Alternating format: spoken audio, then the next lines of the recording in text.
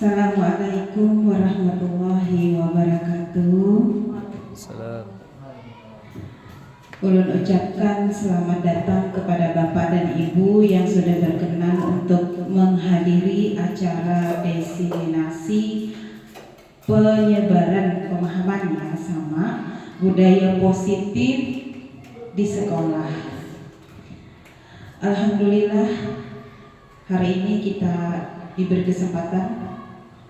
Puji syukur kehadirat Allah kita panjatkan karena sudah diberikan kesehatan, juga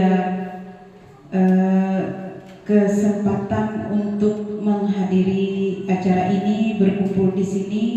Mudah-mudahan bernilai ibadah di sisi Allah Subhanahu wa Ta'ala.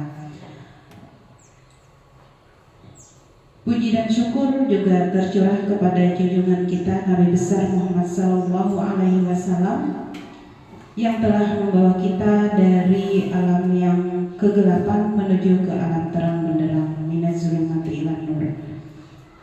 Baiklah Bapak Ibu, ulun izin menampilkan slide kegiatan kita hari ini, yaitu tentang penyebaran pemahaman dan penerapan pengalaman budaya positif yang ada di sekolah.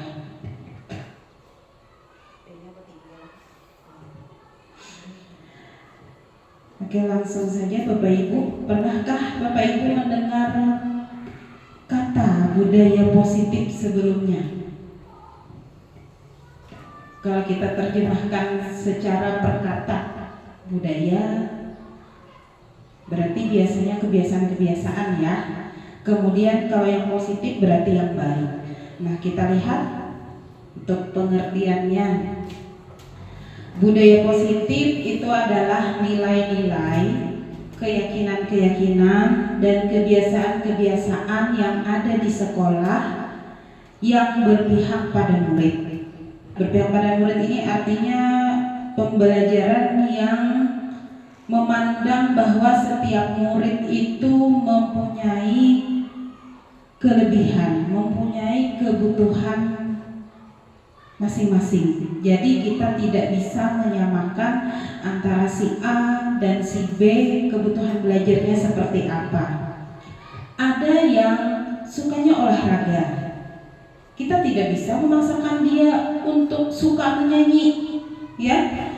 Di pelajaran seni budaya pun biasanya ada yang suka menari tapi tidak suka menggambar, ada yang suka menyanyi tapi tidak bisa berakting atau drama. Nah, anak kita itu mempunyai hal-hal yang seperti itu. Jadi ada kebutuhan belajarnya sendiri. Ada anak yang butuh belajarnya itu perlu konsentrasi penuh, ya. Ada yang belajarnya perlu sambil mendengarkan musik. Nah, jadi gaya belajarnya macam-macam, berbeda-beda. Tujuan dari prinsip bahwa kita harus memegang bahwa anak itu punya kebutuhan yang berbeda-beda, yaitu untuk menciptakan pengalaman belajar yang berkualitas. Nah, yang berkualitas dan menyenangkan. Jadi kita berusaha bagaimana caranya untuk kita mengajar itu anak menjadi senang, jangan marung, rangut aja dari awal kita masuk sampai kita keluar.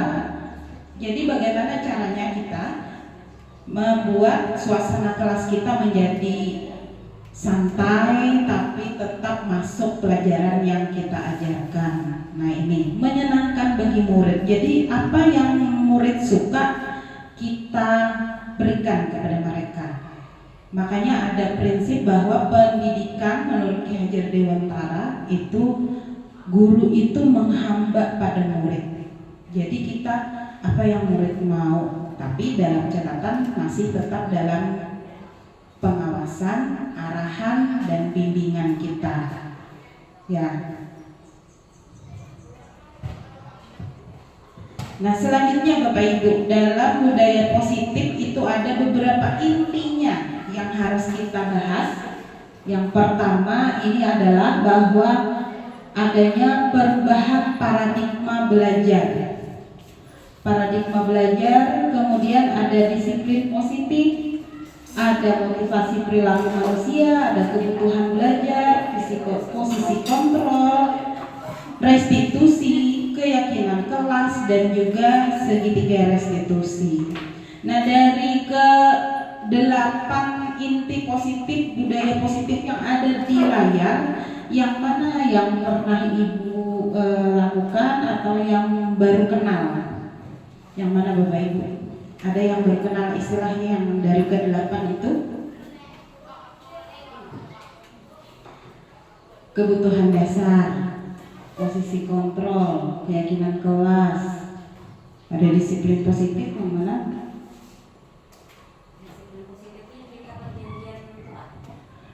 Itu ada keyakinan kelas. Iya. Kalau bisa juga Bu masuk di disiplin positif. Nah, bagi ulun pribadi yang pertama saya terkejut istilahnya, belum pernah mendengar, belum pernah melakukan, itu adalah restitusi. Restitusi itu seperti apa? Ulun dulu bingung, kayak apa restitusi. Nah, hari ini ulun mau memaparkan pemahaman-pemahaman tentang hal-hal yang ada di depan inilah yang ulun sebarkan pada hari ini. Mudah-mudahan bisa membuat kita tercerahkan, dan tolong apabila ada penjelasan saya yang kurang pas, tolong diluruskan. Ya, kita masuk ke pembelajaran dengan paradigma baru. Nah, Bapak Ibu, sesuai dengan perkembangan zaman kita, dari zaman kita sekolah sampai sekarang, apakah ada perubahan? Ada ya. Apa ya perubahannya ya? Apa yang berubah ya kira-kira ya? Oh, di sini ada paradigma baru. Apa yang berubah kira-kira ya? Apa dulu yang kita rasakan dulu waktu kita sekolah dengan yang kita alami sekarang sebagai guru, apa yang berubah kira-kira? Dulu yang sederhana aja, kalau dulu secara sederhana saja yang bisa dilihat oleh mata. Kalau dulu guru itu kita ngajar pakai kapur, papan tulisnya hitam. Terus naik lagi 10 tahun ke depan ada LCD, OHP ya, proyektor OHP yang pakai kertas transparan itu nulisnya. Itu zaman kita kuliah ya, kalau seumuran 10 tahun, 15 tahun ke depan ada LCD. Media pembelajaran sekarang semakin bervariasi.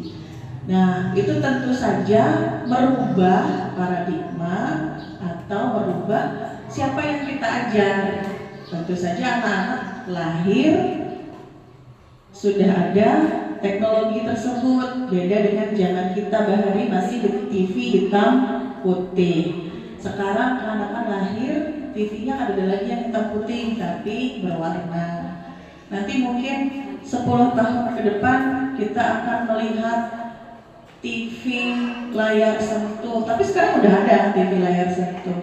Atau kita akan melihat kendaraan yang bisa berjalan di udara menghindari kemacetan, mungkin pakai kereta gantung seperti itu ya. Kita kan nggak tahu ya kemajuan zaman atau kemajuan teknologi, sehingga kita pun harus menyesuaikan dengan zaman anak didik kita.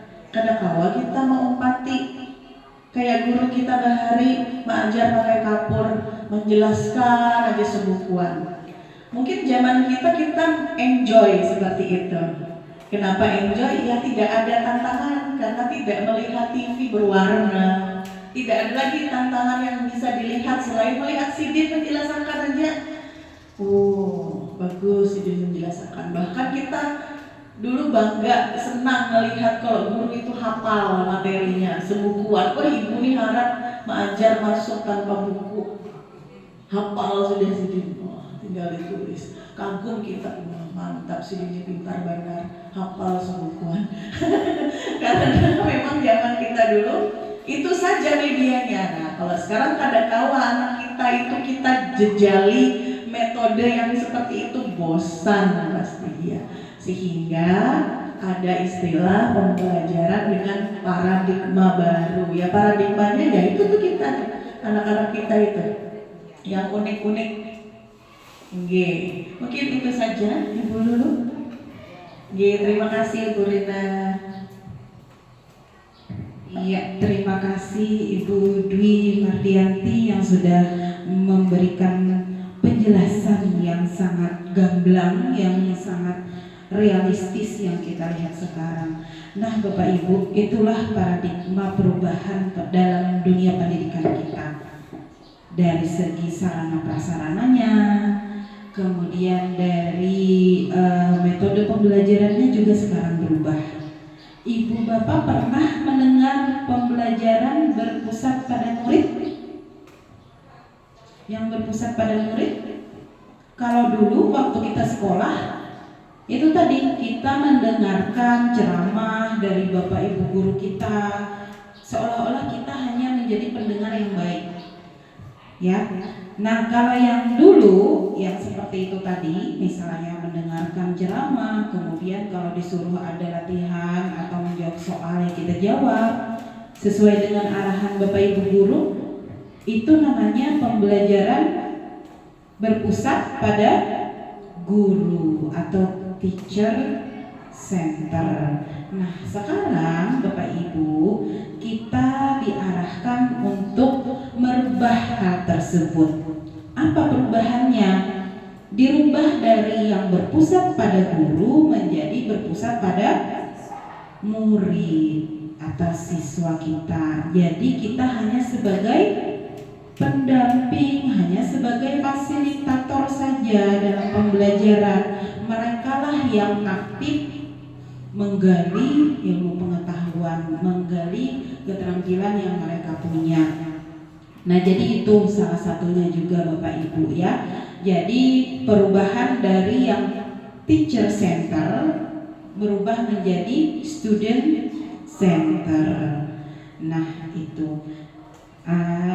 Nah, tujuan dari adanya pembelajaran dengan paradigma baru, terutama di kurikulum Merdeka ini, itu supaya kita bisa menyesuaikan kebutuhan dasar perkembangan anak kita, ya, untuk mewujudkan profil pelajar Pancasila. Nah, kita ingatkan kembali, ulun yakin Bapak dan Ibu semua di sini adalah guru-guru hebat yang sudah mengetahui profil pelajar Pancasila yang kita jalankan selama ini di kurikulum Merdeka. Yang pertama, profil pelajar Pancasila itu ada 6 elemen. Yang pertama adalah beriman, bertakwa kepada Tuhan Yang Maha Esa, dan berakhlak mulia. Ini menjadi hal yang pertama yang harus kita tanamkan kepada anak, karena ini menjadi pondasi dasar, ya, untuk menciptakan generasi yang unggul. Yang kedua ada berkebinekaan global. Nah, jadi anak itu tidak hanya memiliki jiwa daerahnya sendiri. Kita tahu bahwa masyarakat kita Indonesia itu punya banyak budaya. Tapi jangan hanya Indonesia saja, juga berpandangan luas ke seluruh dunia. Ya, jadi juga memandang ke seluruh dunia yang ada di Indonesia saja. Jadi yang kita lihat juga yang ada di luar, budaya dari luar, yang mana yang kita anggap positif bisa kita ambil pelajaran, boleh diambil ya. Kemudian bergotong royong. Nah, ini adalah sifat yang sudah dari zaman dahulu sudah ada, bahkan menjadi ciri khas istilahnya dari bangsa Indonesia. Ini dimasukkan dalam elemen profil pelajar Pancasila agar nilai kebaikannya tidak luntur, jangan sampai ditinggalkan oleh generasi muda sekarang. Kemudian lagi kreatif. Nah, kreatif bernalar kritis. Artinya anak itu tidak serta-merta mengambil sebuah budaya baru tanpa memikirkan nih. Nah, jadi kalau anak bernalar kritis dia harus mencerna dulu. Oh, ini budayanya ini baikkah tidak dengan diriku? Sesuaikah tidak? Kira-kira nih punya dampak positifkah apa negatif? Ya, jadi tidak asal tiru ya. Kemudian mandiri. Nah, mandiri tidak tergantung dengan orang lain istilahnya. Jadi mereka bisa berdiri pada kaki sendiri. Nah, Bapak Ibu, dalam penerapan kurikulum kita ini ternyata terjadi miskonsepsi tentang teori kontrol. Teori kontrol kita seolah-olah mengontrol murid. Tapi pada kenyataannya bahwa murid itu tidak bisa kita kontrol. Istilahnya mereka punya pendirian sendiri ya, punya pemikiran sendiri. Jadi murid tidak bisa mengontrol, guru tidak bisa mengontrol murid. Yang bisa kita lakukan apa Bapak Ibu? Kalau kita tidak bisa mengontrol, yang bisa kita lakukan hanya mengarahkan, membimbing ya, supaya mereka bisa tetap berada pada jalan yang benar menuju kebahagiaan yang setinggi-tingginya sebagai anggota masyarakat nantinya kelak ya. Kemudian ada juga bahwa semua penguatan pos itu positif dan bermanfaat. Kemudian ilustrasi bahwa orang dewasa itu berhak memaksa. Nah, ini miskonsepsi Bapak Ibu. Sebenarnya tidak hanya anak kita itu tidak bisa dipaksa-paksa ya. Ini terjadi juga miskonsepsi. Kemudian ilusi bahwa kritik dan membuat rasa bersalah itu mampu menguatkan karakter. Kadang-kadang kan kalau anak melakukan kesalahan, kadang kita tindakan kita ya membuat rasa bersalah. Akhirnya apa? Anak bisa stres, bisa merasa insecure kata ibu dulu ya, merasa rendah diri. Nah, ini bukannya bagus buat anak, tapi bisa menimbulkan dampak negatif. Mereka tidak percaya diri lagi akhirnya ya. Nah sekarang Bapak Ibu, posisi ini paradigmanya yang awalnya kita ada realitas atau kebutuhan kita sama menurut kita dulu ya. Ternyata Bapak Ibu, kebutuhan kita itu berbeda-beda. Setiap orang itu beda kebutuhannya. Begitu juga dengan anak-anak murid kita, berbeda-beda. Jadi jangan disamakan. Karena prinsipnya tadi anak kita adalah setiap individunya memiliki kebutuhan dan keunikan masing-masing. Jadi berbeda-beda ya, tidak bisa disamakan. Kemudian semua orang melihat hal yang sama, tapi ternyata setiap orang memiliki gambaran yang berbeda-beda. Misalnya nih, Ibu Rina, menurut Ibu dulu orangnya penyarikan. Kemudian menurut Bapak Hafiz orangnya penyayang katanya. Jadi beda-beda pandangan kita.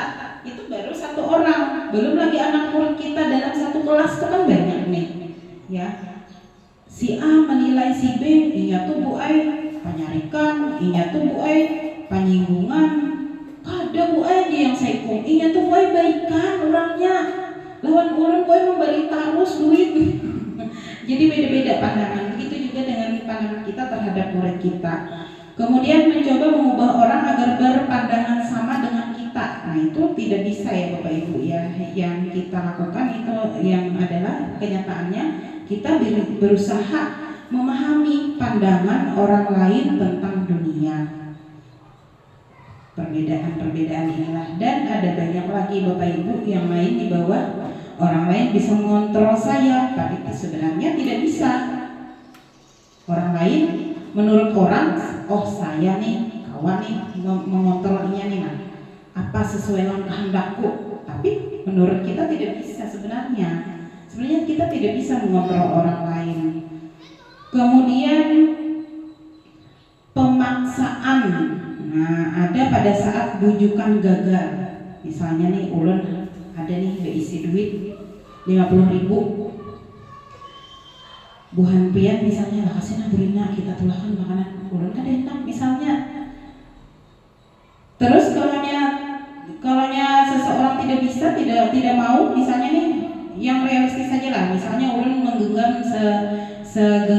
satu buah misalnya jeruk. Ternyata Ibu Lulu mau, Burina minta apa? Dibujuk, dirayu, tapi kadang mau ulun. Akhir-akhirnya karena ibu kehendakan, dipaksa dibuka tangannya, kasih duit, suruh beli sendiri ya. Iya. Jadi kadang-kadang paksaan itu timbul ketika bujuk rayu, kemudian kita sudah berusaha dengan kata-kata, dengan perbuatan supaya orang itu mau menuruti kehendak kita, tapi ternyata tidak berhasil, maka biasanya timbullah pikiran untuk maksa ya. Nah, padahal kalau untuk yang seperti itu bisa kita lakukan dengan kolaborasi dan kesepakatan atau konsensus untuk menciptakan pilihan-pilihan baru. Nah,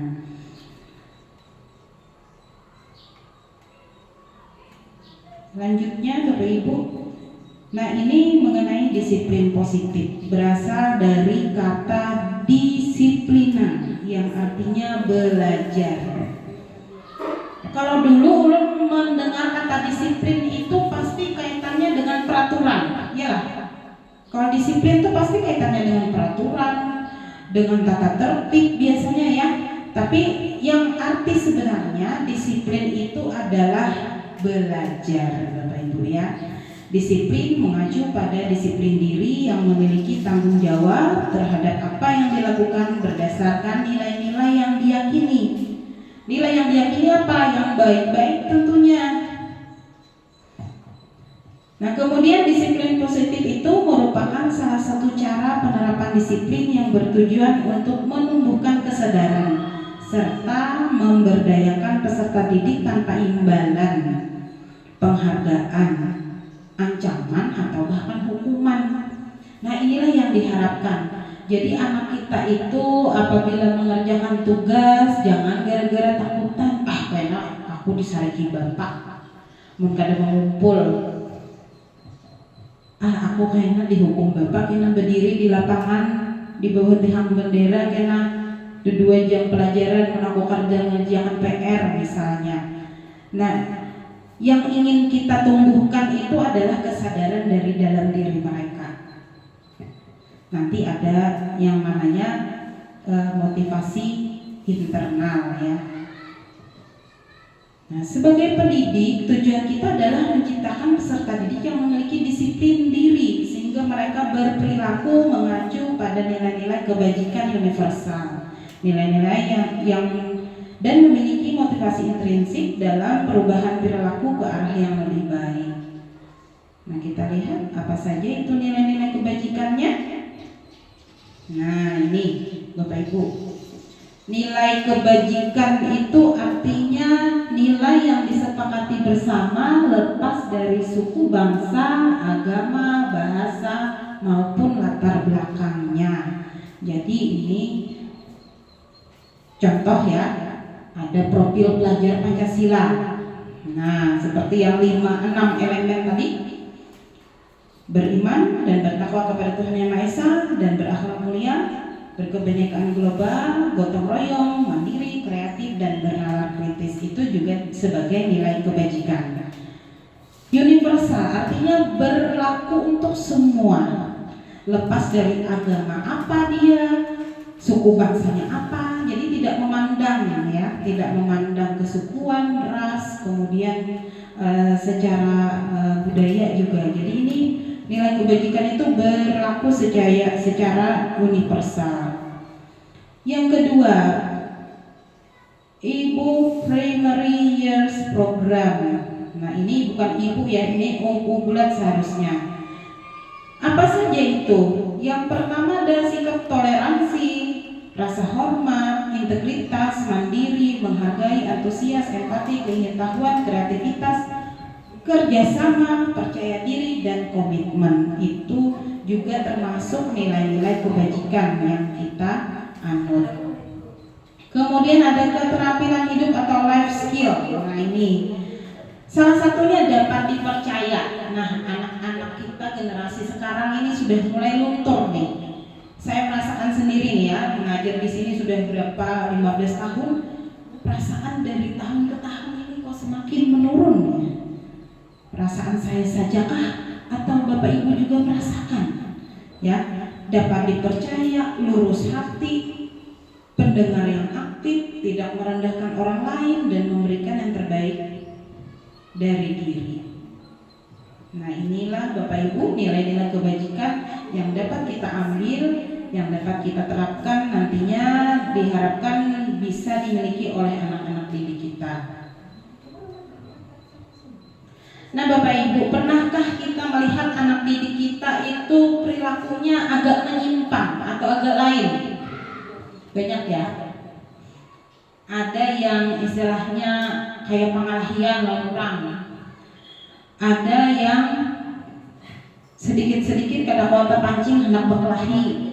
Nah, sebenarnya Bapak Ibu, setiap perilaku anak-anak didik kita yang mereka tampilkan di hadapan kita itu sebenarnya berkaitan dengan kebutuhan dasar mereka. Pasti ada kebutuhan yang ingin mereka penuhi. Misalnya nih, yang simpel saja, anak datang terlambat ke dalam kelas setelah istirahat, ternyata apa? Nongkrong di warung. Ada yang mereka penuhi kebutuhan apa ya kira-kira ya Bapak Ibu? Kebutuhan bertahan hidup. Apa yang diulah di warung? Makan Bu, lapar Bu, kadang makan di rumah. Nah itu termasuk kebutuhan bertahan hidup ya Bapak Ibu. Nah ini kita lihat, jadi setiap perilaku manusia itu pada dasarnya untuk memenuhi kebutuhan dasar mereka. Ada beberapa kebutuhan dasar Bapak Ibu, ada 5 ya. Nah jadi 5, yang pertama kebutuhan bertahan hidup tadi, seperti yang kata Ibu Dwi. Apa saja itu yang termasuk?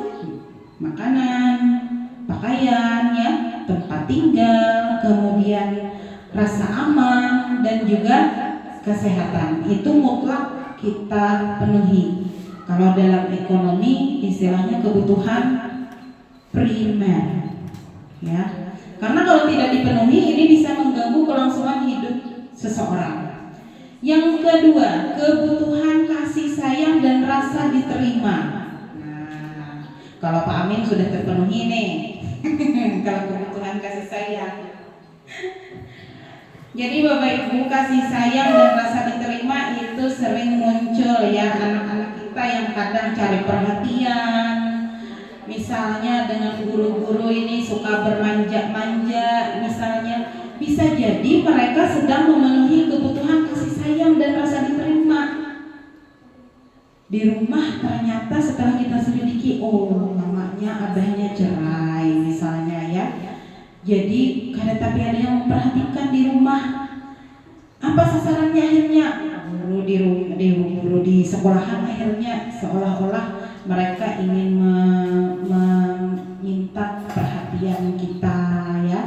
Jadi jangan dipandang misalnya kelakuan anak itu negatif seberataan, tapi kita berusaha mengubah pandangan kita bahwa mereka sedang ingin memenuhi kebutuhan mereka. Yang kedua ada penguasaan.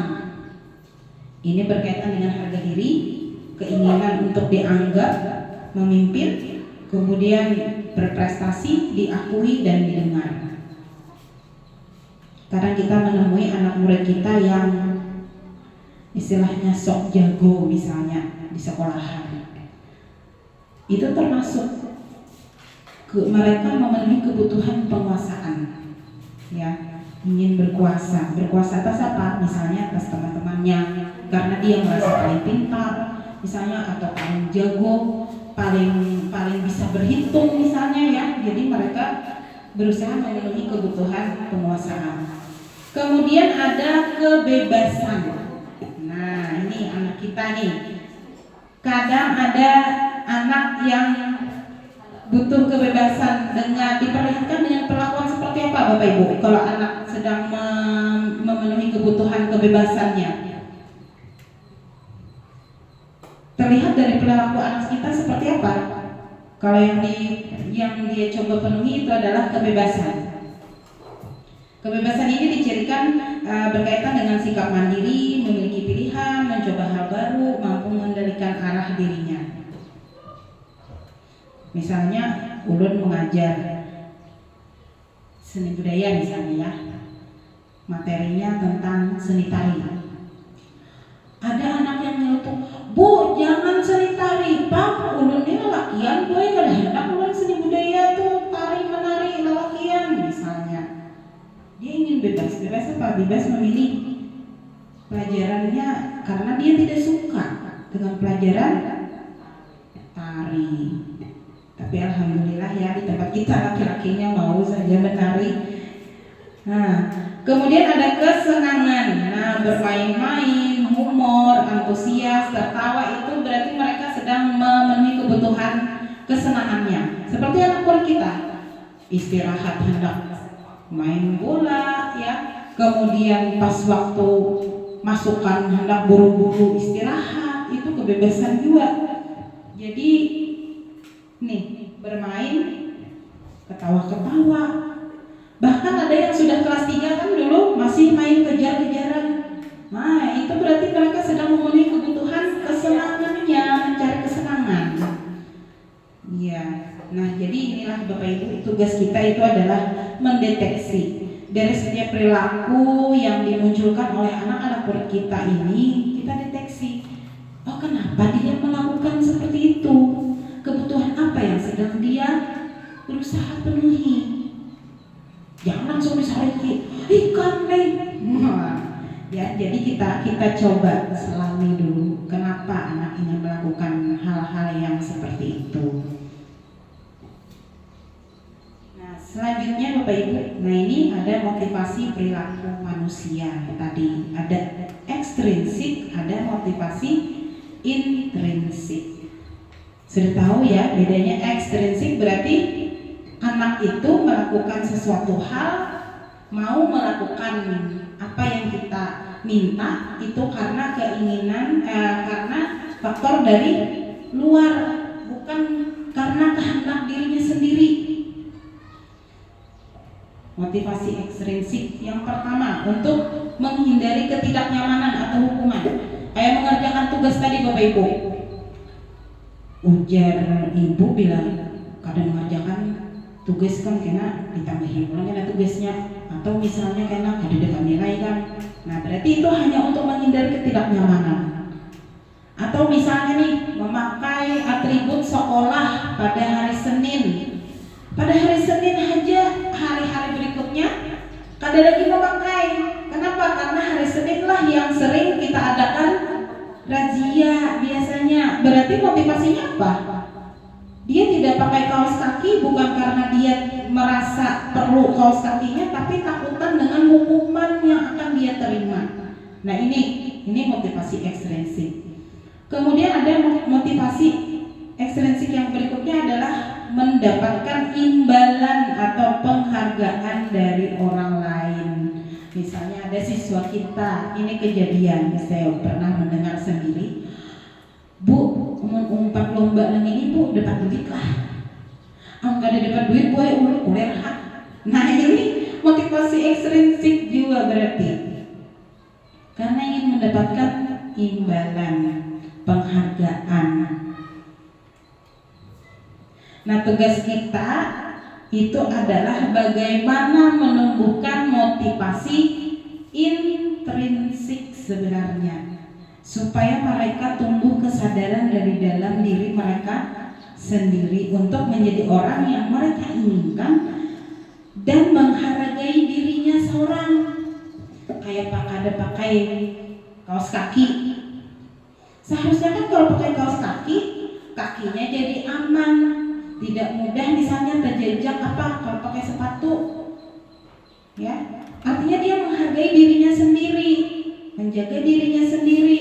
Kalau hanya pakai kaos kaki dan pakai sepatu karena takut diberikan hukuman, berarti belum motivasi intrinsik. Nah ini, ya. Jadi itu yang harus kita usahakan untuk ditumbuhkan. Nah, kemudian ini Bapak Ibu,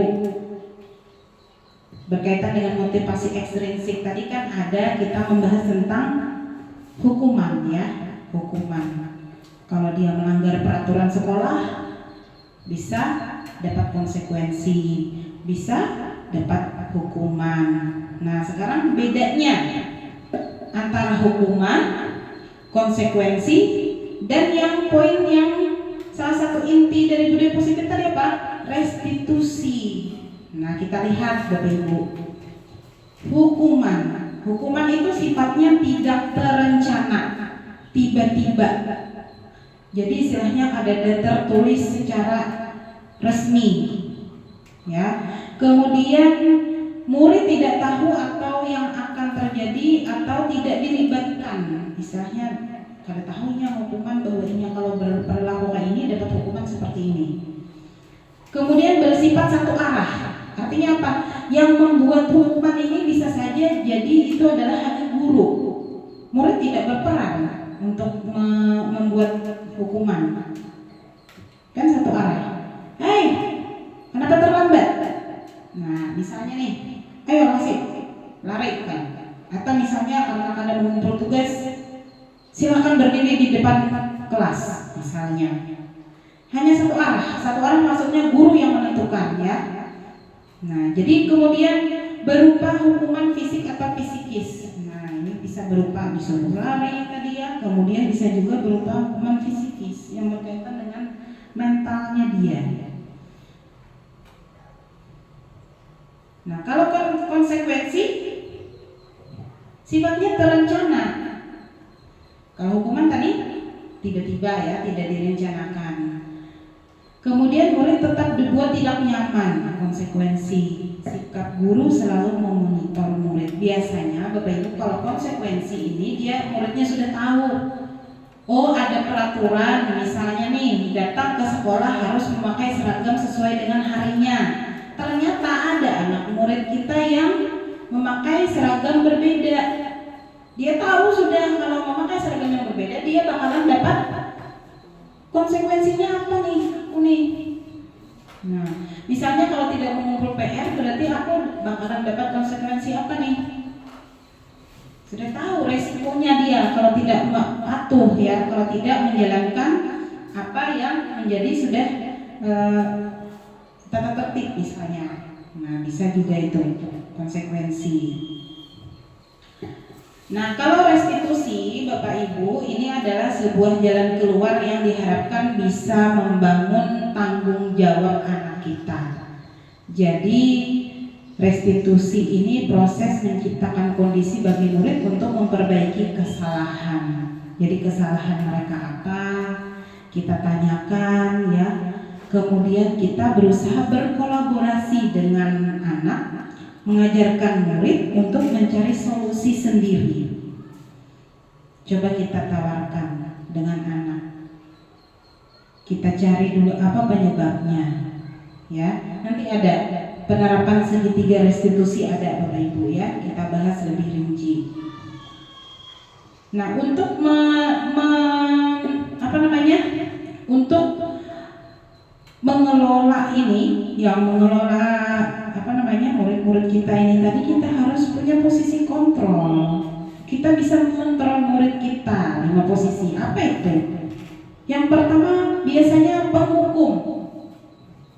Ayo, siapa Bapak Ibu yang pernah menghukum anaknya? Yang pernah menghukum murid? Ulun yakin ulun sendiri pernah ya posisi sebagai penghukum, pernah dijalani. Kemudian membuat rasa bersalah.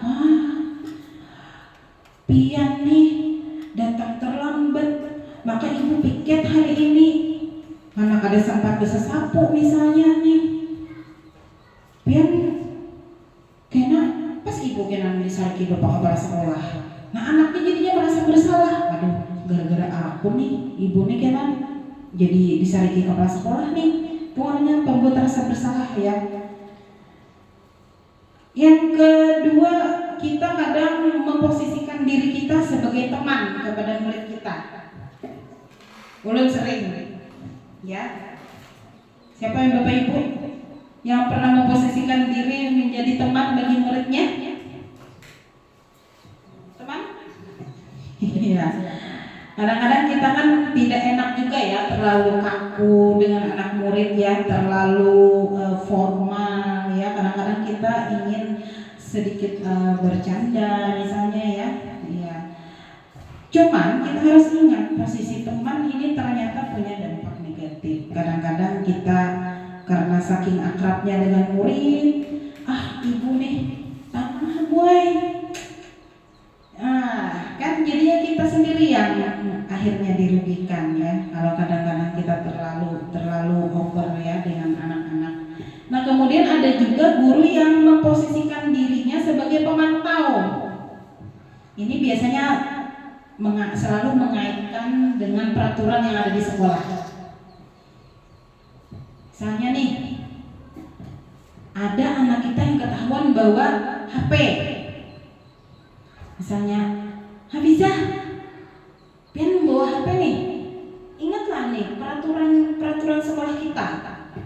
Ngata ibu ai, apa peraturannya? Ada boleh bawa HP. Nah, apa kamu Habizah mau membawa HP? Maaf, sekolah kita kadang membolehkan. Nah, jadi itu guru ini bertindak, kalau pemantau lebih agak bagus ya.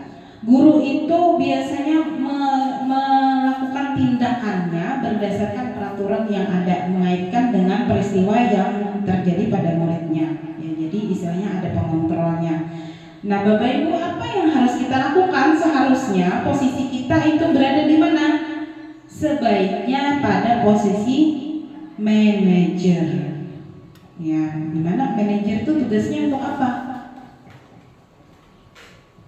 Mengelola apa?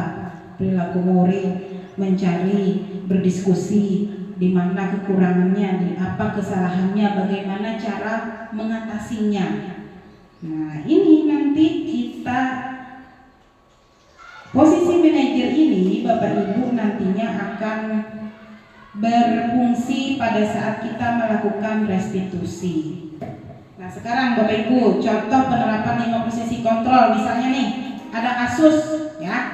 Nih, ada kasus siswa tidak memakai atribut lengkap saat upacara bendera. Kalau misalnya ulun berkata, ulun menemui ada murid yang tidak memakai atribut, maka ulun suruh misalnya hormat pada bendera 1 jam misalnya. Berarti ulun memposisikan diri sebagai penghukum.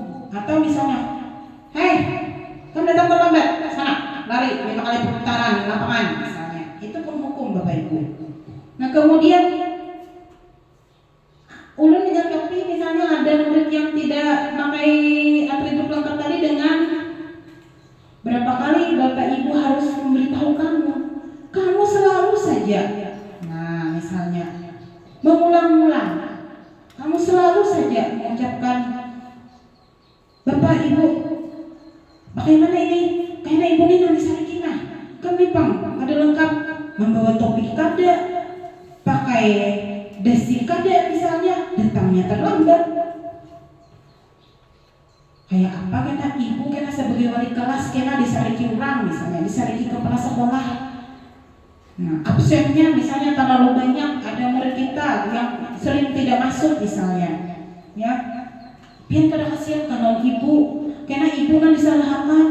Nah, jadi itu sebagai pembuat rasa bersalah ya. Nah, kalau kita sebagai manajer, apa yang harusnya kita lakukan? Kita tanyakan, apakah kamu tahu kesalahan kamu ini apa? Ya bu, tahu bu, kenapa kesalahannya ulun boy datang terlambat misalnya. Nah sekarang kita tanyakan lagi, kira-kira bagaimana kamu memperbaiki kesalahanmu nih supaya jangan datang terlambat terus. Nah berusaha kita gali bagaimana caranya. Jadi kita jangan hanya bisa menyalahkan, tetapi juga berusaha mencari solusinya. Mencari solusinya siapa? Kita lemparkan dulu kepada murid kita. Berusaha supaya dia bisa memikirkan sendiri ya. Biasanya kalau dia berpikir sendiri untuk mencari solusi, dia akan merasa bertanggung jawab untuk menjalankan apa yang sudah dia ucapkan. Tapi kalau kita yang menyuruh, kan kena nih supaya yang terlambat lagi lah, isuk kena bangun besusubuhan, jangan malandau, jangan HP aja nang dipicik besusubuhan bangun. Anaknya bisa ada ingat. Nah jadi itu, jadi kita seharusnya sebaiknya sebagai guru yang baik, kalau kita ingin baik ya Bapak Ibu ya, seharusnya kita memposisikan diri kita sebagai seorang manajer. Nah sekarang ada Bapak Ibu, coba, yuk, nih ada kita lihat ya. Kalau ada kata-kata saya kecewa sekali dengan kamu. Nah, posisi kontrol apa nih Bapak Ibu yang kita jalankan nih?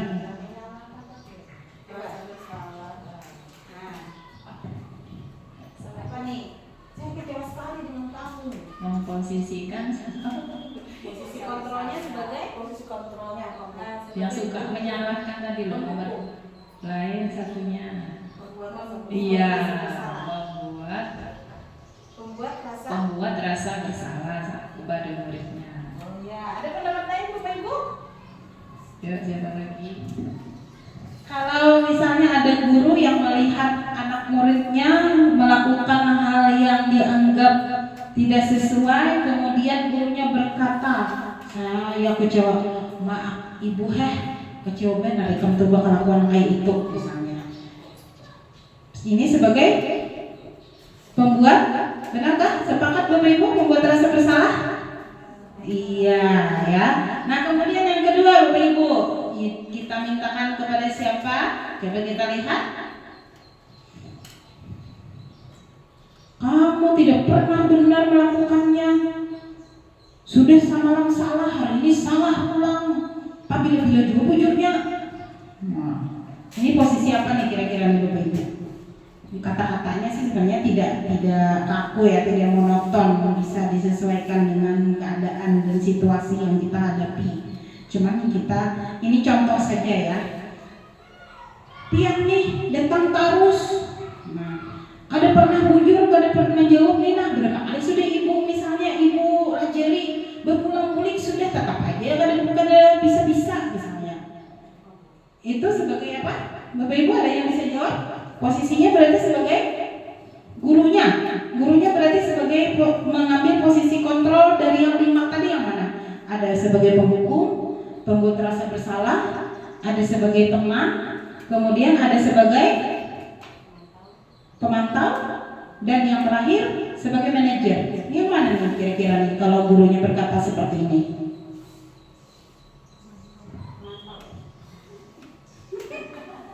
Apa nih? Ada yang bisa menjawab Bapak? Kira-kira apa nih? Gurunya berkata seperti ini nih. Pembuat rasa bersalahkah atau sebagai penghukum? Bisa pembuat rasa bersalah ya Bapak Ibu ya. Iya, betul. Nah kemudian Bapak Ibu yang selanjutnya. Nah ini siapa yang mau jawab Bapak Ibu? Bisa dibaca dulu. Iya betul, sepakat ya. Ini adalah posisi kontrol manager. Apakah ada lagi? Nah, ini kalau guru-guru yang seperti ini nih, tipenya posisi kontrol apa nih Bapak Ibu? Ayolah, lakukan demi Bapak Ibu ya. Iya, iya betul Bapak Ibu, sebagai teman ya, sebagai teman posisinya. Nah itu.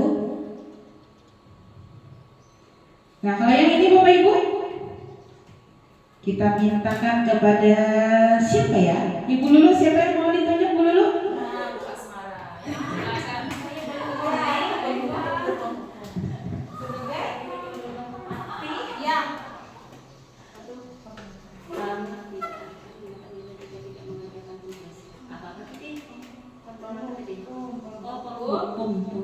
Penghukum. Iya, betul. Terima kasih, Bu. Iya, jadi kalau ada ya kata-kata seperti ini, kamu tidak akan mendapatkan nilai jika tidak mengerjakan tugas. Sah deh kalau ibu beri nilai kan, jangan ngumpul.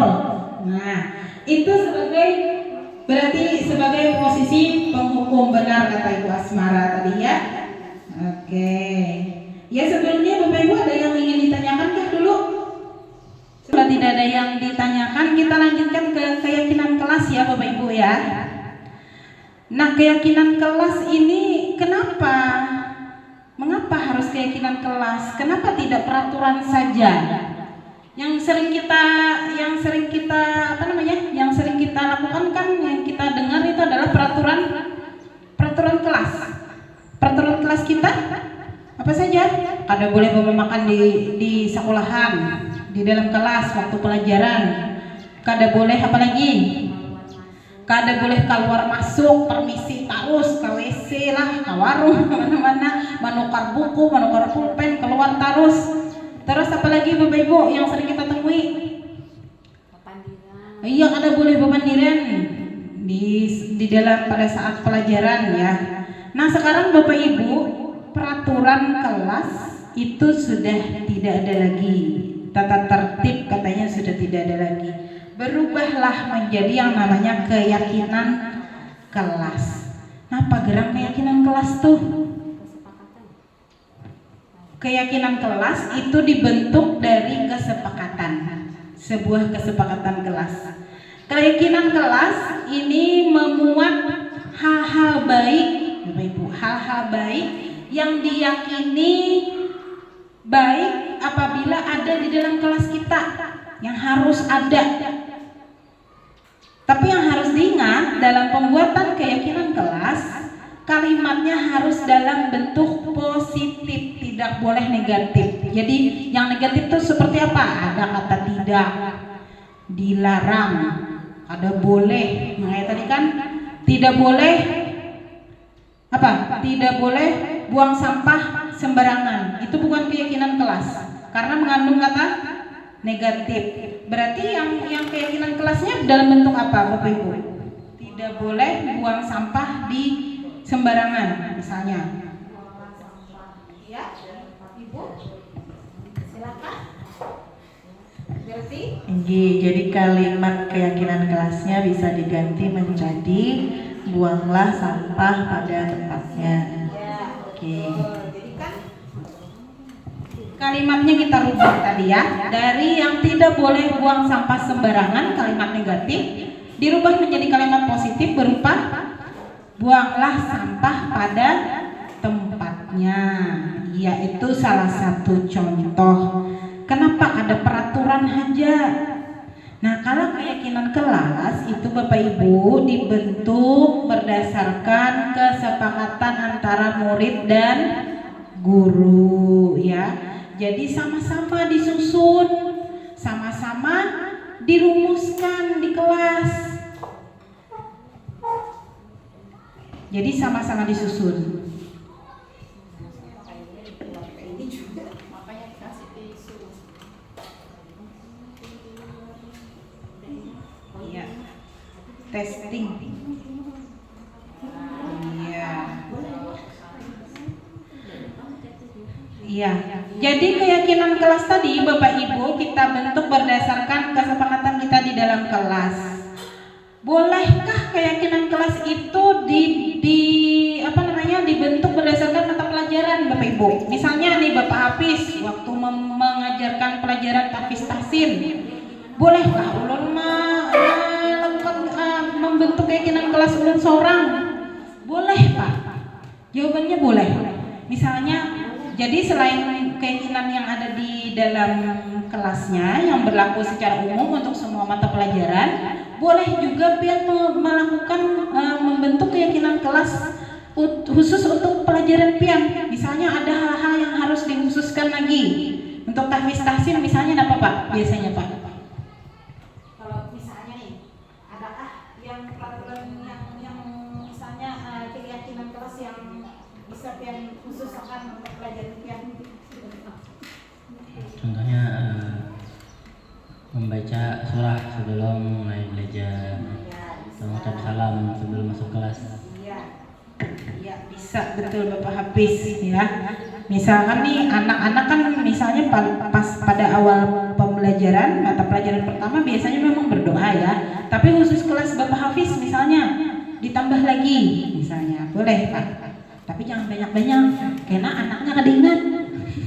Jadi hal-hal yang dianggap penting ya Bapak. Nah jadi misalnya kalau kemarin kita tanyakan juga, bolehkah keyakinan kelas itu Bu? Kalau kami kan guru mata pelajaran ya. Kalau di SD kan guru kelas istilahnya kan berlaku istilahnya dari awal sampai akhir kan masuk. Nah kalau SMP bolehkah Bu kami membuat keyakinan kelas kami sendiri? Misalnya khusus untuk ulun IPS, bahasa Indonesia untuk Ibu Lulu misalnya membuat keyakinan kelas sendiri boleh Pak ya. Jadi tidak hanya untuk berlaku untuk satu kelas, jadi bisa juga untuk per mata pelajaran kalau memang itu diperlukan ya Bapak Ibu. Tapi kalau misalnya keyakinan kelas yang sudah terbentuk nanti sudah dirasa cukup, boleh juga mengikuti itu saja. Nah kalau peraturan Bapak Ibu, kalau peraturan itu sifatnya satu arah, kita yang menentukan. Kan biasanya seperti itu ya. Kalau peraturan ya, peraturan siapa yang menyusun? Sekolah, guru dengan kepala sekolah ya. Nah kalau keyakinan itu beda. Tadi berdasarkan kesepakatan antara murid dengan guru. Nah itu. Jadi apa harapannya? Supaya anak itu lebih bertanggung jawab dengan apa yang sudah mereka yakini. Oh baik, misalnya nih saling menghormati misalnya ya, keyakinan kelasnya. Kalau satu kelas itu sepakat harus saling menghormati antara si A, antara si B, antar murid, berarti mereka harus menjalankan ya. Misalnya lagi, apa contohnya? Mengumpul tugas tepat waktu misalnya. Berarti mereka kan seolah-olah berjanji dalam hatinya sendiri. Diharapkan mereka nanti akan betul-betul bisa menjalankan. Nah ini tugas keyakinan kita supaya murid kita bisa menjalankan apa yang sudah diyakini oleh mereka. Nah kemudian ini langkah-langkah pembentukan keyakinan kelas Bapak Ibu. Kalau pian mau nanti bisa boleh Bapak Ibu melakukan membentuk keyakinan di kelas masing-masing. Ini contohnya bersifat abstrak ya. Kemudian berupa pernyataan universal tadi, bersifat umum ya, tidak ada mengandung unsur sara, dibuat dalam pernyataan positif, kemudian sedikit saja agar mudah diingat, kemudian lagi sesuai dengan kondisi kelas dan sekolah sehingga mudah diterapkan. Jadi Bapak Ibu, keyakinan kelas yang ulun buat di pelajaran IPS tidak tentu sama dengan keyakinan kelas yang dibentuk di pelajaran PKM misalnya, atau di pendidikan agama Islam. Jadi disesuaikan dengan kondisi kelas dan sekolah ya. Jadi tidak tentu sama, apalagi antar sekolah ya, beda-beda lagi. Semua warga sekolah atau warga kelas dilibatkan dalam membuat keyakinan kelas. Nah ini poin pentingnya Bapak Ibu. Ini adalah poin pentingnya. Jadi semua siswa dilibatkan. Kalau peraturan tadi yang membuat hanya guru, yang menjalankan adalah murid. Nah, ini bedanya. Nah, terus ini tadi Bapak Ibu, segitiga restitusi yang saya bilang tadi. Nah, segitiga restitusi ini Bapak Ibu itu adalah proses dialog. Kita berdialog dengan murid ya, antara guru sehingga dapat menghasilkan murid yang mandiri dan bertanggung jawab.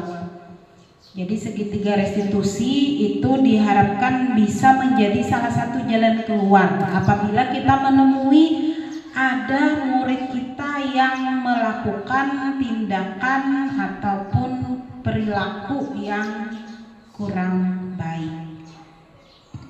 Ya, jadi bisa kita gunakan segitiga restitusi. Apa saja langkahnya? Langkahnya ada 3. Yang pertama, menstabilkan identitas.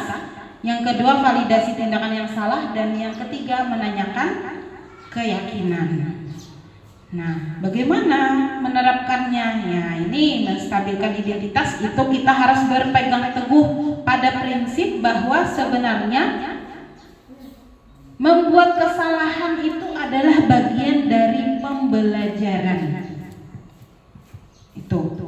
Jadi kesalahan yang dilakukan oleh siswa, Bapak Ibu, itu adalah bagian dari pelajarannya. Jadi dari kesalahan itu kita berharap dia bisa memperbaiki kelakuannya, memperbaiki perilakunya di masa yang akan datang. Jadi kesalahan itu adalah bagian dari pembelajaran. Apa yang kita lakukan? Kita bisa mengatakan kepada siswa bahwa berbuat salah itu wajar. Bapak gini misalnya, amun dikuntau orang bisa ibu bapak membelas. Atau misalnya bapak gini amunnya disambati orang bisa aja bapak sarek sama aja lompian misalnya ya.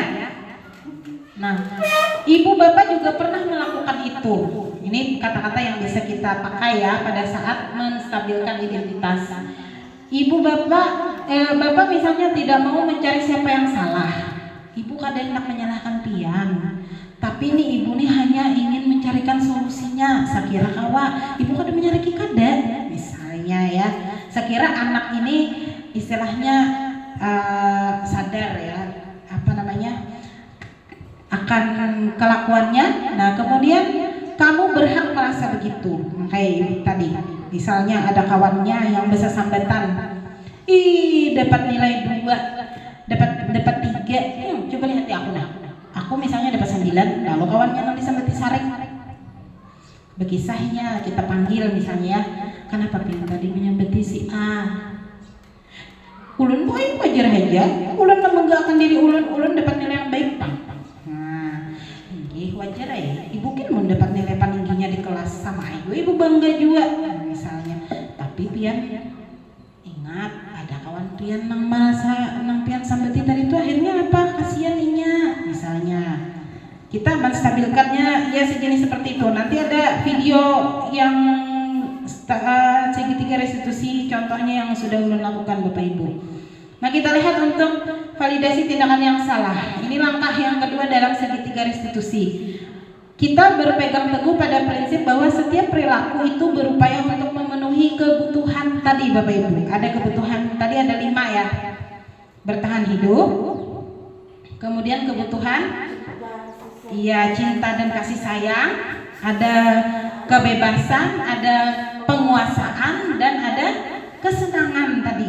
Nah, kita nih tahu anak kita nih punya melakukan kayak ini nih pastinya nih lagi ini inya nih hendak memenuhi kebutuhan penerimaan misalnya dari kawan-kawannya, inya hendak diterima, inya nih hendak dihargai, hendak merasa berkuasa misalnya ya. Nah, kita bisa memvalidasi tindakan yang salah.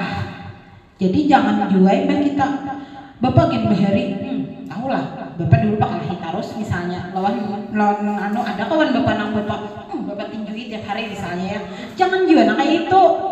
Jadi tetap kita padahkan wadah anak itu bahwa apa yang dilakukannya itu adalah tindakan yang tidak benar ya. Misalnya kamu pasti punya alasan mengapa melakukan hal itu. Karena kita tadi hendak mengetahui apa gerak motivasinya tadi, kenapa melakukan hal yang seperti itu. Kita korek dengan cara itu tadi. Apa alasannya? Kita cari tahu. Kemudian padahal pian ini sebenarnya bisa aja kada sekedar memukul, kada sekedar menyembetinya misalnya. Tapi pian bisa juga sebenarnya melakukan hal yang lebih parah lagi daripada itu. Nah, kira-kira nih misalnya mau nyepian kayak itu tuh bujur kah adakah? Nah, ini validasi tindakan yang salahnya ya. Kamu patut bangga karena telah melindungi sesuatu yang penting buatmu. Ada kakak-kakak misalnya yang berkelahi gara-gara disambeti ngaran kuitan. Nah, sumpaninya melawan misalnya nih. Nah, jadi kita harus bisa memvalidasi tindakannya ibu. Ya, ibu jurai. Ibu kan mau disambeti ngaran kuitan ibu sarikai juga. Apalagi disambeti yang kada baik. Tapi perbuatan yang seperti itu seharusnya tidak boleh misalnya ya. Ini adalah tindakan yang berikutnya, menanyakan keyakinan Bapak Ibu. Nah, kita tadi kan sudah membuat keyakinan kelas nih. Nah, jadi kita kembalikan lagi kepada keyakinan kelas yang sudah kita sepakati. Apa-apa yang dia sudah langgar dengan perbuatannya itu, kita kembalikan lagi. Apakah kamu ingat tidak dengan keyakinan kelas kita apa? Misalnya buang sampah pada tempatnya Bu. Nah, berarti tindakan pian yang buang sampah pada yang sembarangan tadi bujur kada tuh? Salah Bu, misalnya kan ulun sudah melanggar keyakinan kelas kita boy. Nah, habis itu kita tanyakan lagi. Nah, seharusnya tuh kayak apa nang bujur nih ya, gambaran kelas yang ideal. Seharusnya tuh nang bujur tuh kayak apa nak? Amunnya membuang sampah sembarangan tuh salah. Ulun Bu harus membuang di tempat sampah, jangan kehamburan. Nah, jujur tuh. Kamu ingin menjadi orang yang seperti apa? Nah, ini alternatif ya Bapak Ibu ya. Kata-kata ini tidak baku. Jadi istilahnya ini bisa disesuaikan dengan kondisi dan keadaan yang kita hadapi. Cuman itu hanya sebagai perwakilan garis besarnya saja. Segitiga restitusi. Nah, ini Bapak Ibu video waktu ulun melakukan segitiga restitusi.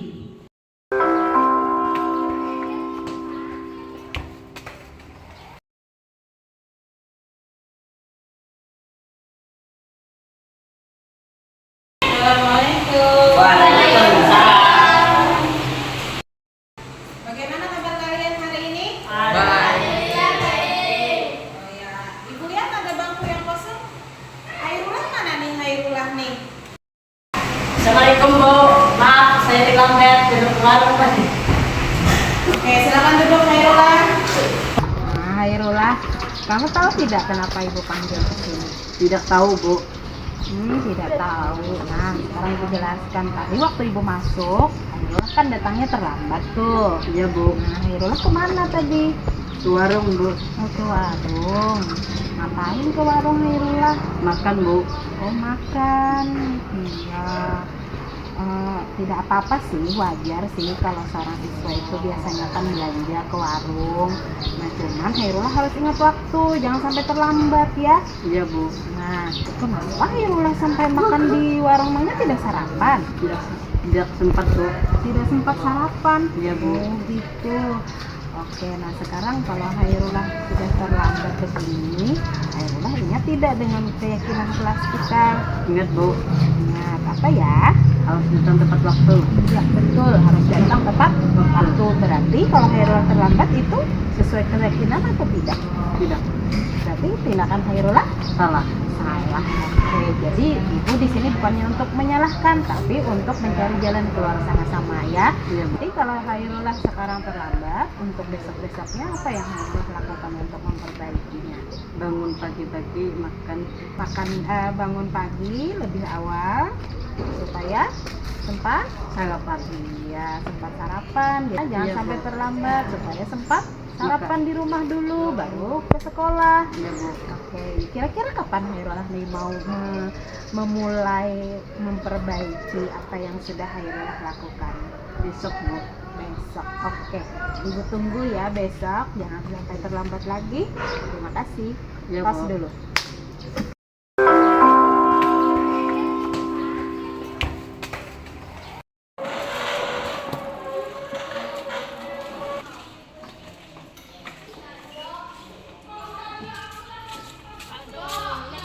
Khairullah, pagi tadi Ibu datang, Ibu kan masuk jam pertama. Iya, Bu.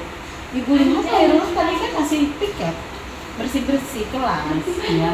Iya, kenapa Khairullah? Kok bisa? Soalnya terlambat, Bu. Oh, Khairullah datang terlambat. Iya, Bu. Oh, terlambat. Kenapa Khairullah? Soalnya malam tadi ngerjain tugas, Bu. Oh, ngertiin tugas. Oh, wajar sih. Kalau Khairullah biasanya tidurnya jam berapa? Jam setengah 10, Bu. Setengah 10. Iya, pantas saja Khairullah jadinya datang terlambat karena mungkin bangunnya terlambat ya. Tahu. Terlambat ya bangunnya ya. Iya, Bu. Ah, iya, pantas saja datang ke sekolah terlambat. Oke. Nah, sekarang Khairullah, kalau misalnya yang kejadian seperti itu kira-kira benar apa tidak? Tidak, Bu. Tidak. Oke, tidak benar ya. Jadi seharusnya kalau yang lebih bagus gimana? Datang lebih awal, Bu. Datang lebih awal. Jadi ketika pembelajaran sudah berlangsung, Khairullah sudah Masuk. selesai. Sudah selesai tiketnya. Iya, betul, sudah selesai ya.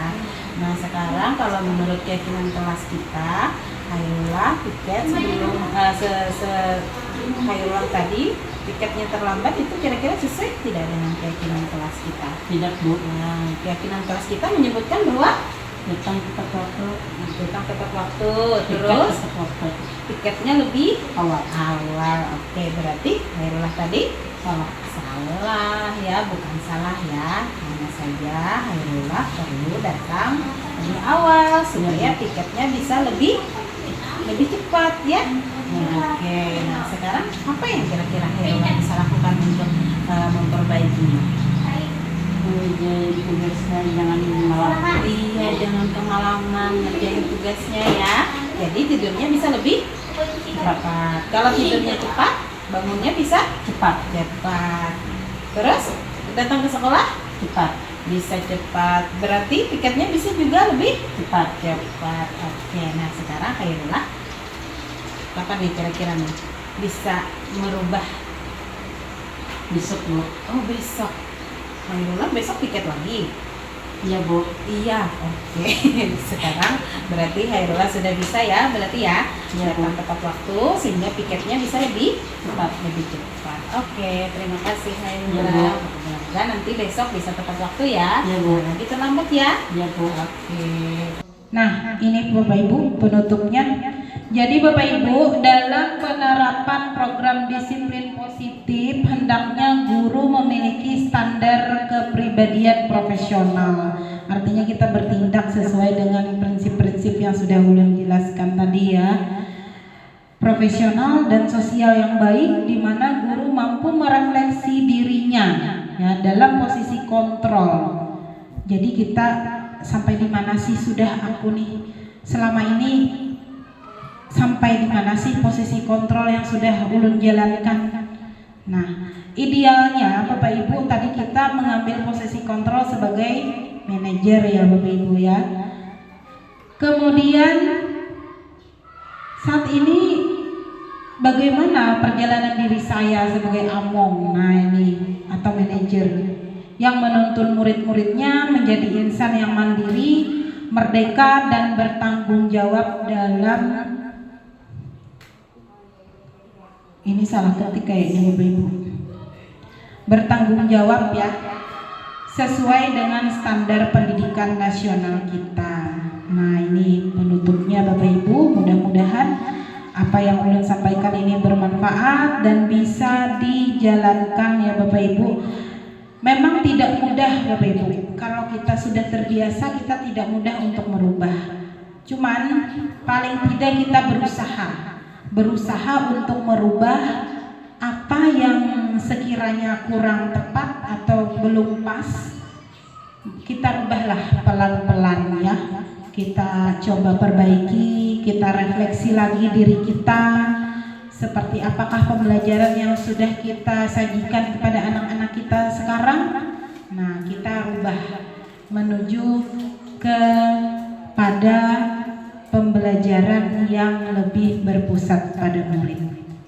Tentunya dengan menerapkan 5 posisi kontrol tadi, kemudian juga mengenai paradigma perubahan tadi yang harus kita lihat ya, kita tidak bisa tutup mata.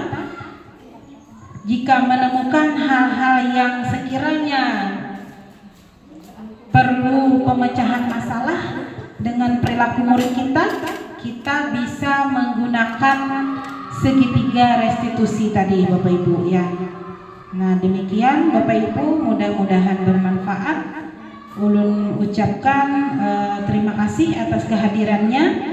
Jika ada hal-hal yang salah, yang kurang dari penyampaian ulun selama ini, ulun mohon maaf yang sebesar-besarnya. Jika ada kelebihan, itu hanya kelebihan yang datangnya dari Allah Subhanahu wa taala. Mudah-mudahan bernilai ibadah untuk kita dengan kita ikhlas mengajarkan anak murid kita, membimbing, menuntun anak kita menuju sebuah kebahagiaan, pencapaian ya, mencapai kebahagiaan yang setinggi-tingginya untuk dia kelak ya. Amin ya rabbal alamin.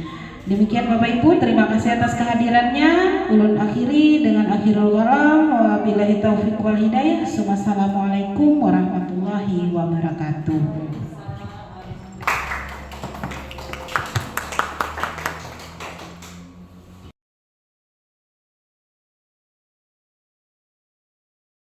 Assalamualaikum warahmatullahi wabarakatuh. Waalaikumsalam warahmatullahi wabarakatuh. Bagaimana kabar kalian hari ini? Alhamdulillah. Baik semuanya ya? Baik. Oke, nah pada hari ini agenda kita adalah membuat satu keyakinan kelas. Siapa yang pernah mendengar kata keyakinan kelas? Saya Apa itulah? tidak tahu. Oke, nah karena tidak tahu, kalau yang lain ada yang pernah mendengar? Tidak. Oke, karena belum, maka ibu jelaskan dulu ya. Keyakinan kelas itu adalah sebuah kesepakatan ya, kesepakatan antara siswa dengan guru mengenai hal-hal baik yang dilakukan di dalam kelas. Kesepakatan kelas itu bisa juga berupa kesepakatan sekolah yang lebih umum. Nah, karena hari ini kita sedang melakukan kegiatan pembuatan kesepakatan kelas, maka itu adalah yang dibuat hal-hal baik tentang yang ada di kelas kita. Yang impian kalian, yang kalian impikan itu seperti apa kelas kita ini? Hubungan antar murid misalnya, saling menghormati. Nah, itu kesepakatan kelas itu berisi keyakinan kita, keyakinan yang menurut kita baik. Saling menjaga kebersihan. Betul, menjaga kebersihan. Terus apa lagi? Sopan santun. Betul sekali, sopan santun. Nah, karena kalian sudah paham, maka hari ini kita akan membuat satu kesepakatan kelas, di mana ibu minta kalian satu orang membuat dua kesepakatan kelas atau keyakinan kelas yang kalian anggap harus ada di kelas kita, supaya kelas kita bisa aman, nyaman, dan juga membuat kita semangat untuk belajar. Betul sekali. Nah, hari ini cuma ibu ingatkan untuk kesepakatan kelas yang berupa keyakinan kelas tadi, nanti kalian buat dalam bentuk kalimat positif ya. Artinya apa? Jangan ada membuat kata tidak boleh mencontek. Nah, jangan ada kata tidak, jangan, ataupun hal-hal negatif yang lain. Berarti kita harus Berarti kalau tidak mencontek apa? kita Berarti dirubah menjadi kata boleh. jujur, bukan boleh. Jujur ya. Kalau orang jujur kan berarti dia tidak mencontek ya kan? Kalau mencontek itu Iya, kalau mencontek perbuatan baik atau tidak? Salah. Nah, ya salah. Berarti kalian buat dalam bentuk kalimat yang positif ya. Nah sekarang kenapa alasannya harus kesepakatan kelas bukan peraturan kelas? Karena kalau kesepakatan itu berbeda dengan peraturan. Kalau peraturan berarti berasal dari satu pihak, misalnya ibu saja yang membuat, kalian yang harus menjalankan. Nah, kalau kesepakatan kelas berarti kita buat sama, kemudian kita jalankan sama, sehingga harapannya nanti kalau berupa kesepakatan kalian akan merasa bertanggung jawab untuk menjalankan ya. Oke? Iya. Ibu sudah punya sticky note.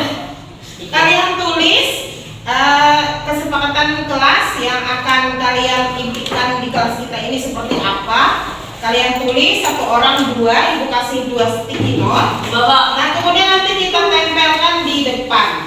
Silahkan.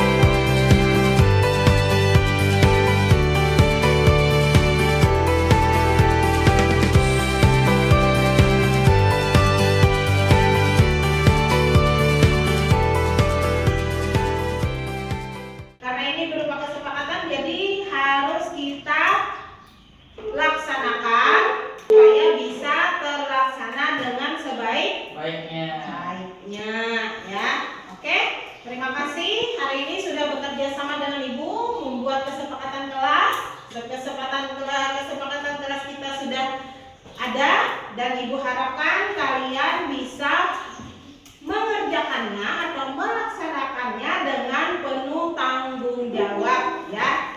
Oke, terima kasih untuk hari ini. Ibu ucapkan wassalamualaikum warahmatullahi wabarakatuh. Waalaikumsalam warahmatullahi wabarakatuh.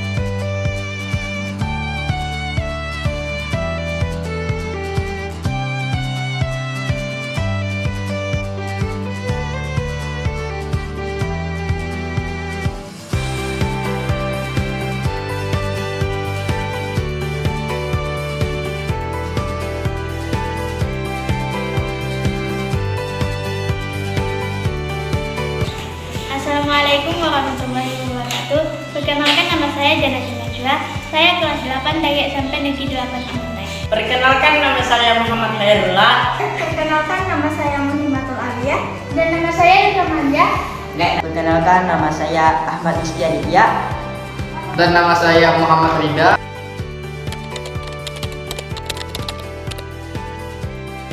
Saya sangat senang membuat keyakinan kelas. Saya sangat senang membuat keyakinan kelas bersama teman-teman dan ibu guru. Saya sangat berharap agar bisa melaksanakan keyakinan dengan penuh tanggung jawab. Iya. Senang sekali karena bisa membuat kesepakatan sekolah.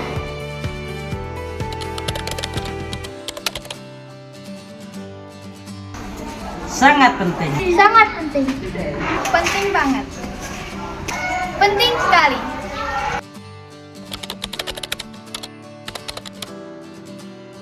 Karena membuat kita lebih disiplin. Membuat kita lebih baik lagi. Membuat kita lebih bertanggung jawab.